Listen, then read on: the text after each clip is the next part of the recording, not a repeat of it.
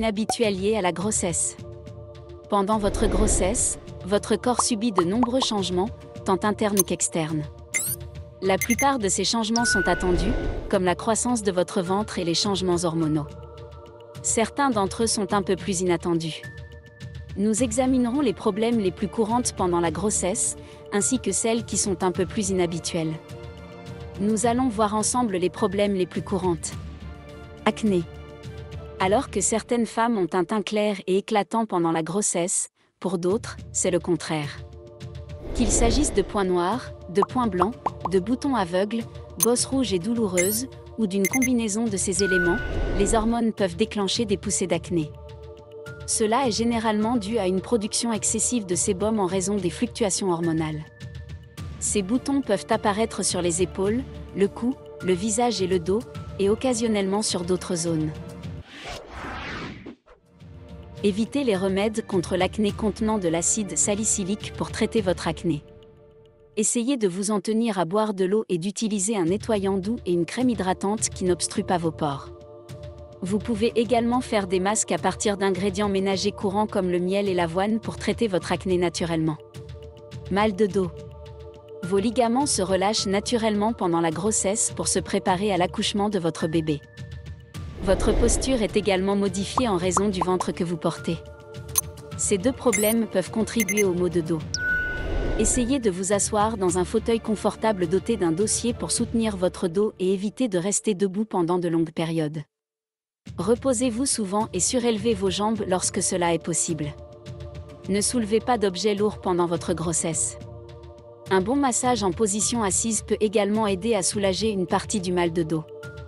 Constipation. L'augmentation des hormones dans votre corps peut également entraîner un relâchement des parois de l'estomac et des intestins. Cela signifie que la digestion est plus lente.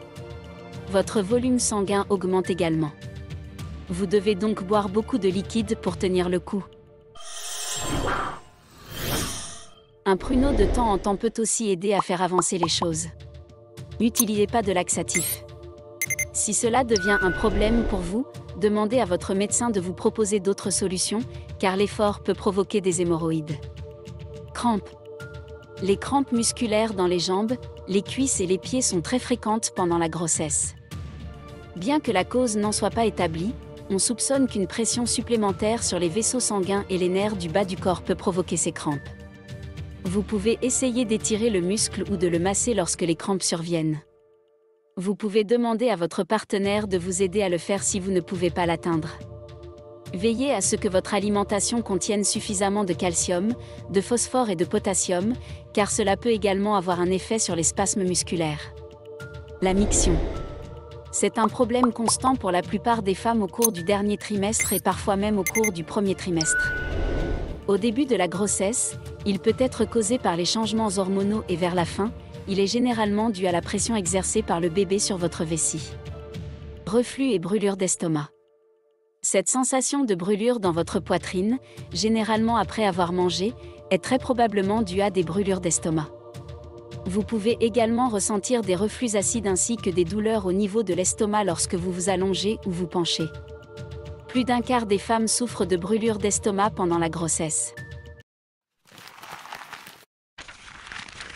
Il se peut également que vous ayez des gaz et que vous fassiez beaucoup de rots. Cela peut être dû au fait que le bébé comprime votre tube digestif. Mangez de petits repas à intervalles réguliers plutôt que de gros repas. Ne vous allongez pas après avoir mangé. Évitez les aliments acides et épicés. Évitez de fumer et de boire de l'alcool, qui est également nocif pour votre bébé. Ne prenez pas de collation ou de repas juste avant de vous coucher. Vous pouvez également vous soutenir avec des oreillers au moment du coucher au lieu de vous allonger. Portez-vous bien et à la prochaine pour un autre numéro Santé Tonus.